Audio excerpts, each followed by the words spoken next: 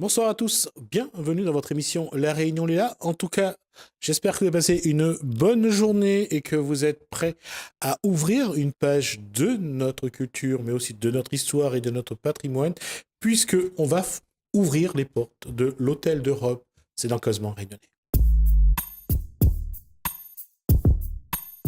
Quand on dit Hôtel d'Europe, on dit Antoine Vélopoulet, le précurseur d'une page de l'histoire de la Réunion, surtout au niveau culturel. Et on va en parler avec celle qui a écrit un livre sur cet hôtel d'Europe et sur Antoine Vélopoulet. C'est sa fille, Marianique. Bonsoir. Bonsoir, merci. Et celui qui accompagne et qui n'aura pas eu le bonheur d'y être à cet hôtel d'Europe. Bonsoir, François Dals. Bonsoir. On n'y est pas, on n'a pas été. Hein. Oh là là. Ça s'est arrêté. Marianique Vélopoulet, ça s'est arrêté en 1970, c'est ça? Oui, on a fermé les portes en 70, car mon père est décédé, et puis mon frère Antoine Jean-Claude, qui devait partir au service militaire, était obligé de rester à La Réunion pour être proche de ma mère. L'hôtel d'Europe, alors on va d'abord essayer de le situer de manière géographique. Est-ce que François Dals sait plus ou moins où ça se trouve? Où ça se trouvait, pardon. C'est à Saint-Denis, mais là, bon. Voilà. Je ne vais pas faire celui qui connaît parce que j'ai posé la question. Voilà. Donc, Marianique Vélopoulet, ça se situait où, cet hôtel d'Europe? Ça se trouvait à la rue de la Compagnie, 24 rue de Compagnie.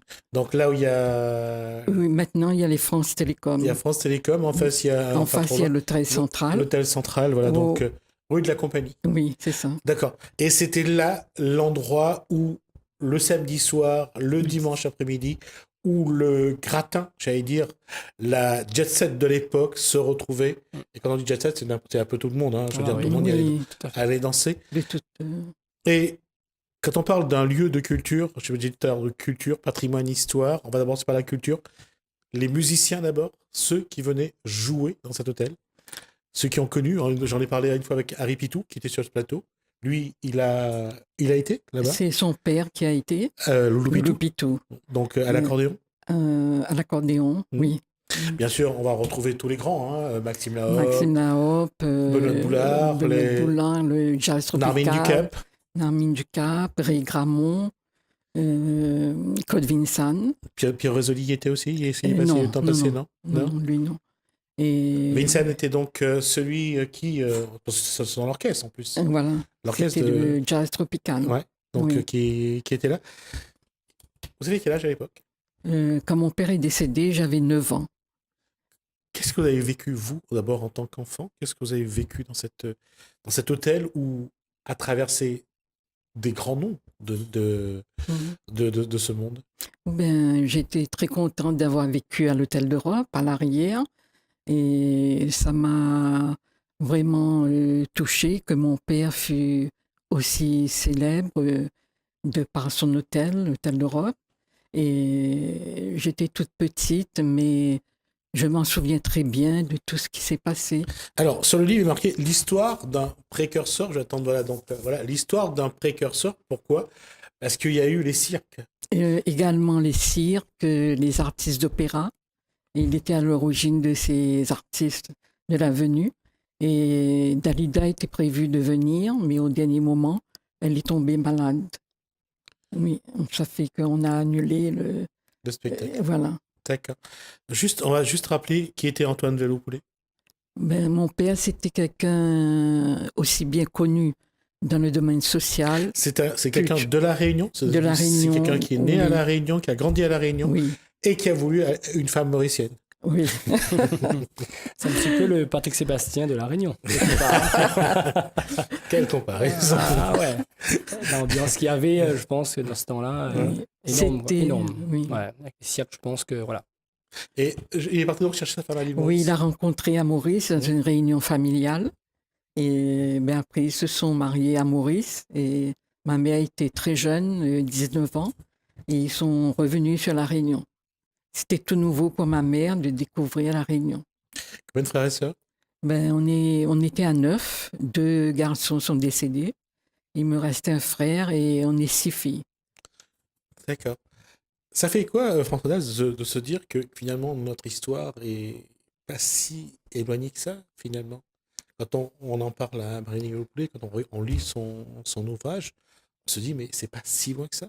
Non, c'est pas si loin que ça, mais c'est vrai que nous, en tant que jeunes artistes, on aurait bien aimé connaître cette époque-là, parce que je pense que c'était un moment de partage qu'il y avait dans cet hôtel-là, à travers les images qu'on a pu voir, le livre et tout ça. Je pense qu'il y avait une sacrée ambiance là-dedans, je pense, hein, parce que là, les danseurs, et ce qui se fait plus un petit peu à La Réunion, hein. Ouais. Anciennement, il y avait des concours de danse, tout ça, et là, c'est fait dans cet hôtel d'Europe, il y avait un peu toutes sortes de choses. Tout ce qui est- Et franchement, je pense qu'il faut peut-être, c'est une idée, il faut se pencher dessus pour peut-être recréer voilà, cette ambiance-là. cette ambiance-là. Ouais.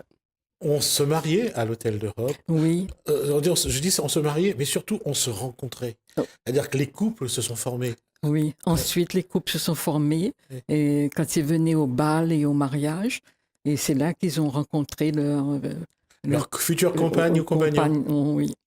Et on s'y mariait, je disais aussi, parce qu'il y a eu de grands mariages. Oui, les mariages musulmans, catholiques, de toute origine et de toute. Il n'y avait pas de. Comment dire de. Il n'y avait pas de discrimination, tout le monde y venait en tout cas. Tout le monde y venait. Oui. Il venait faire la fête. Oui. Juste pour faire un clin d'œil, parce que quand on se marie à l'île Maurice, en fait, le mariage dure 3 jours. Oui, 3 à 5 jours. Ouais. Oui, et je me rappelle, une fois, on était invités, ma mère et moi, on s'est rendus à l'île Maurice, au château Le Réduit. C'est le gouverneur qui a marié sa fille. Et comme maman était un membre de sa famille, et on a bien voulu partir pour assister au mariage. Et c'est-à-dire que mon père, après, il était connu dans toute la zone océan Indien, aussi bien à Maurice, Madagascar, Seychelles. Et c'est là où il a essayé de faire venir un petit peu justement les artistes de ces îles. Voilà. Faire venir l'océan Indien dans l'hôtel d'Europe. C'était un paradoxe puisque l'océan Indien, hôtel d'Europe, moi j'ai trouvé que c'était vraiment un clin d'œil à l'histoire. Qui a choisi le nom de l'hôtel d'Europe finalement? Il a racheté l'hôtel d'Europe. Il a racheté, oui. Soit à M. Bègue ou à M. Mondon. On ne sait pas exactement le nom de l'ancien propriétaire. Et qu'est-ce qui a amené Briannick Veloulet de vouloir essayer de reconstituer quelques morceaux de ce grand moment d'histoire de la Réunion? Quelle a été l'envie? Mais surtout pour le mettre en valeur. Et... Mettre en valeur, il y a quelque chose que j'ai aimé dans la rencontre que j'ai eue avec vous, c'est cette passion que vous avez pour votre père. Oui. On a l'impression que c'était l'homme de votre vie. Oui. C'est ça? C'est ça, oui, tout à fait. C'est par ce qu'il a fait ou parce que vraiment... C'était un personnage prestigieux. Et vraiment, à l'époque, on ne trouvait pas beaucoup de gens qui le ressemblaient. Et il avait peur de rien. Il allait au-devant et lui-même, il est allé chercher les artistes. Je vais aborder la question, je ne sais pas pour blesser ou pour ternir l'image de votre père, mais c'était quand même un homme, j'allais dire, qui était élégant, qui plaisait aux femmes. Et lui, les femmes, on ne pouvait pas dire qu'il renonçait difficilement. Oui.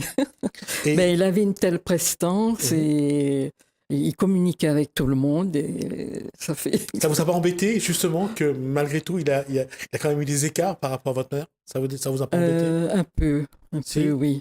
D'accord. Oui. Parce que ça reste... Bon, c'est vrai, parce que l'époque, surtout dans un endroit comme l'Hôtel d'Europe, où les couples se font et se défont, il y avait quand même beaucoup de passages. Oui, beaucoup de passages. Et comme je vous dis, beaucoup d'invités, beaucoup d'artistes. Et il était très, très entreprenant.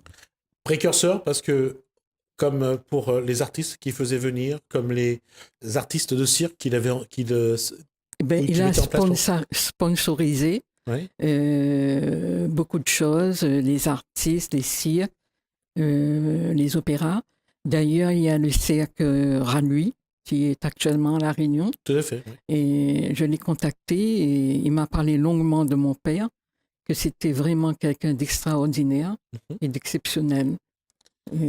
Et bientôt, il veut bien me rencontrer pour parler. C'était ma question, vous allez le rencontrer? Oui, je vais le rencontrer. Échanger vraiment sur ces moments-là. Voilà. D'accord. Je reviens vers François Dals. J'allais dire, le Réunionnais a perdu un petit peu de sa joie de vivre parce qu'avant c'était. C'est vrai que le monde a évolué, a changé. Il y a Internet, il y a eu beaucoup plus d'animation, d'activité. Mais quelque part, est-ce qu'on n'a pas un peu perdu de cette envie de vivre, de cette fête? On voit que l'Hôtel d'Europe, c'était l'endroit où on se lâchait. Tout à fait. Il n'y avait pas de règles. Moi, je pense qu'anciennement, on prenait le temps de faire les choses.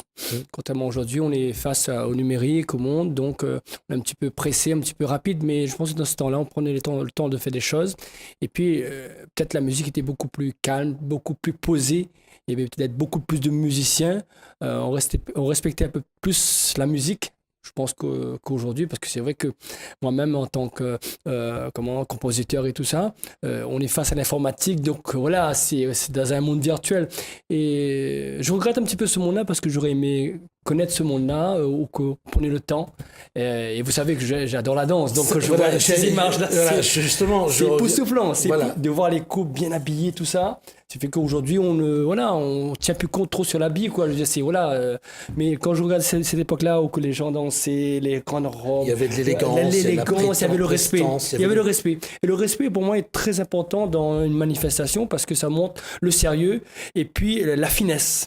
Aujourd'hui, on va arriver, on va le faire, mais on va pas chercher la finesse. Et dans ce temps-là, c'était le côté finesse qui me plaît énormément. J'ai dit, il y avait du style. Il y avait du style. Il y avait du charme. Je veux dire, on prenait le temps de se découvrir. Il y avait le jeu de la séduction. Tout à fait. Qui a plu aujourd'hui. C'est vrai qu'avant, on était en costume, 3 pièces, on s'habillait, on était élégant. On respectait les charts. Voilà. Donc aujourd'hui, il y a de moins en moins. Et c'est ça que j'interpelle les gens, justement. J'interpelle les artistes, justement, pour justement peut-être renouveler un petit peu ce côté-là, ce côté chart, ou qu'on respectait les habits. Même aujourd'hui, on peut arriver à faire des choses très très bien avec les habits, les nouveaux habits, mais respecter un petit peu ces chartes-là, le costume, la prestance scénique. Et dans ce temps-là, il y avait. Et d'une part, et je ne dis pas ça pour te blesser ou pour critiquer quoi que ce soit. Aujourd'hui, quand on regarde les clips, les filles et les garçons sont de plus en plus dénudés. Ils prennent l'exemple sur ce qui se passe à la télé, c'est un peu normal. Après, le monde évolue.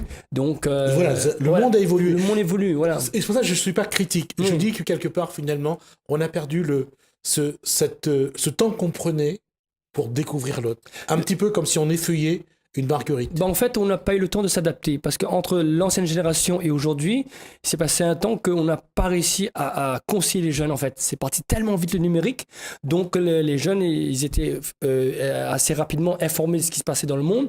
Et nous, en tant que parents, on n'a pas réussi à dire, écoute, il y a ça.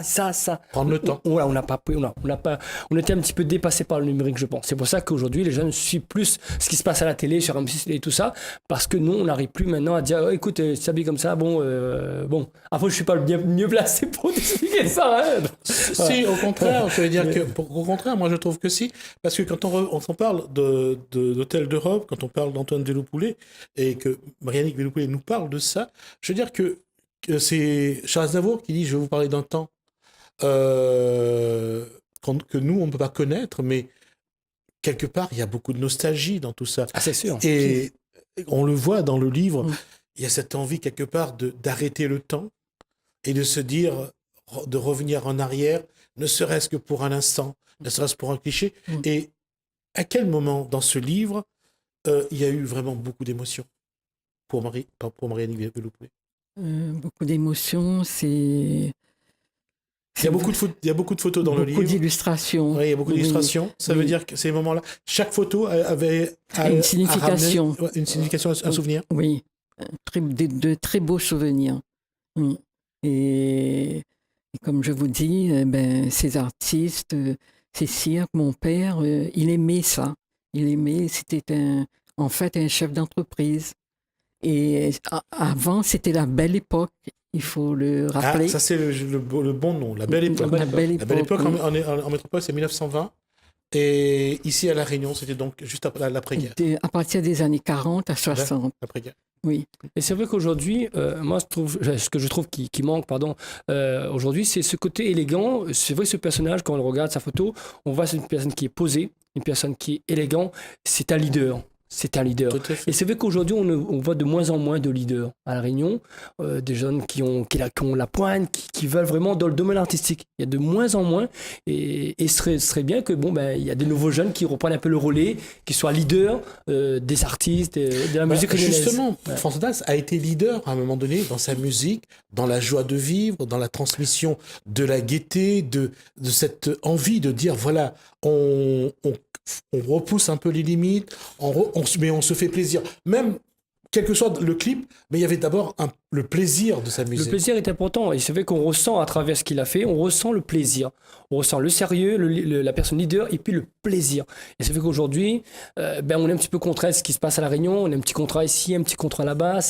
On n'a pas vraiment le temps de s'organiser. Et même s'il y a certains qui prennent le temps quand même de travailler leur show, leur musique et tout ça, oui. Mais c'est vrai qu'on n'a peut-être pas assez de facilité de décrocher des contrats. Donc c'est vrai qu'on ne peut pas se lancer à 200% dans la musique, quoi. On le fait un instant, après, on n'a plus les moyens. Et c'est vrai qu'on est face à ce leader-là, automatiquement on est inspiré, et quand on est inspiré, on a envie de faire la musique. Moi je vois un leader comme ça me donne tout de suite l'envie de faire la musique. Quand on voit l'hôtel d'Europe, les danses et tout ça, voilà, qu'on veut pas, pour de l'argent ou pas, on a envie. Il nous donne envie, et on a encore besoin des leaders comme ça à La Réunion. Et on l'a vu à l'époque, il y avait juste un peu après, puis il y avait Pierre Rézelli, il y avait les orchestres, hein, Tout à fait. Oui, les différents orchestres qui se sont succédés à... Oui, l'orchestre de C.H. Bar à Montropina, le jazz tropical, enfin beaucoup d'autres orchestres. Et on voit que justement c'était la fête, l'orchestre en cuivre. Tout à fait. On voyait que c'était vraiment la fête. Et aujourd'hui, on arrive avec son instru pour faire du playback, et puis on chante, et puis on s'en va. Il ne peut pas y avoir cette même folie, j'allais dire, cette même liesse. C'est clair, mais après tout ça c'est aussi par rapport, comme je vous disais tout à l'heure, c'est par rapport aux contrats que les artistes peuvent avoir, des francs CISO qu'ils ont pour se mettre en valeur sur scène. Donc ils n'ont pas forcément les moyens de payer des musiciens. Donc avec 300, 400 ou 1000 euros, on peut pas. Ils vont faire une fois, 2 fois pour dire ils vont faire quelque chose d'exceptionnel, mais sinon c'est très difficile pour les artistes actuellement. Je pense qu'anciennement, peut-être il y avait beaucoup moins de moyens, mais peut-être c'était plus facile. C'était vraiment cette joie de vivre. Aujourd'hui, c'est devenu plus le business, quoi. C'est plus le business, mais il faut qu'on vive, parce qu'il y a beaucoup d'investissements derrière tout ça. Donc, et c'est pour ça, quand je pèse bien mes mots, le leader, mais je pense à un leader qui organise. C'est pas un leader musical, un leader chanteur, mais un leader qui sait organiser un spectacle à La Réunion, qui donne la niaque aux artistes, quoi. Voilà. En tout cas, qui a une vraie salle qui... Voilà, une vraie salle, voilà. D'accord, c'est un petit peu... Qui nous propose vraiment des choses que, les artistes peuvent tourner, quoi. On voit ce qu'a essayé un petit peu de faire Gilbert Pugna avec le zinzin à Saint-Pierre, mais on voit que c'est pas simple de créer cette ambiance-là. Tout à fait. Marianne Villeboulay, on va vous revoir sur ce plateau parce qu'on va arriver à la fin de l'émission. On ne pourra pas aborder. On va essayer de décortiquer le livre avec vous. On essaiera de faire ça en plusieurs étapes. On essaiera d'avoir l'occasion, quand vous êtes prête, vous venez. On essaye d'ouvrir un petit peu cet album, de regarder un peu les photos, et puis non pas de se souvenir, parce que je crois que c'est bien de se souvenir, mais c'est bien aussi de restituer à la population réunionnaise cette part de son histoire, de son patrimoine, et surtout, comme a dit François Dals, un lieu de culture, parce que ça a été un lieu de culture. Ah, c'est sûr. Et d'ailleurs, j'invite les gens, les artistes, les gens en général, de prendre ce livre de l'Hôtel d'Europe, parce qu'il est vraiment magnifique. Et ça, je pense que ça va donner un coup de fouet, un coup d'énergie aux artistes, je pense. C'est intéressant de lire ce livre. Voilà. D'accord. En tout cas, on se reverra. Oui. Merci d'être venu depuis. Merci à vous de m'avoir accueilli. Depuis ça, non, c'est un plaisir. Ça fait un moment qu'on essaye de se dire qu'on va en parler. Au moins là, on en parle. Et on aura l'occasion de le décortiquer un petit peu plus, de trouver quelques moments d'histoire de cet Hôtel d'Europe et de le partager avec vous, avec Marianne Villeboulay. Et si François Dals est là, ça sera encore avec plaisir, puisque c'est toujours l'occasion de pouvoir échanger avec François Dals, parce que c'est vrai qu'il a aussi sa vision, mais au-delà de ça, c'est aussi un homme de cœur, puisqu'il accompagne pas que les artistes, il est vraiment engagé, et c'est toujours un plaisir de lui dire merci pour ça. Merci. Et je remercie également M. Dals de m'accompagner, et vraiment, j'étais enchantée de faire sa connaissance. Je connais déjà ses capacités. Donc, on aura l'occasion de vous revoir sur ce plateau. Merci à vous. Merci à vous deux.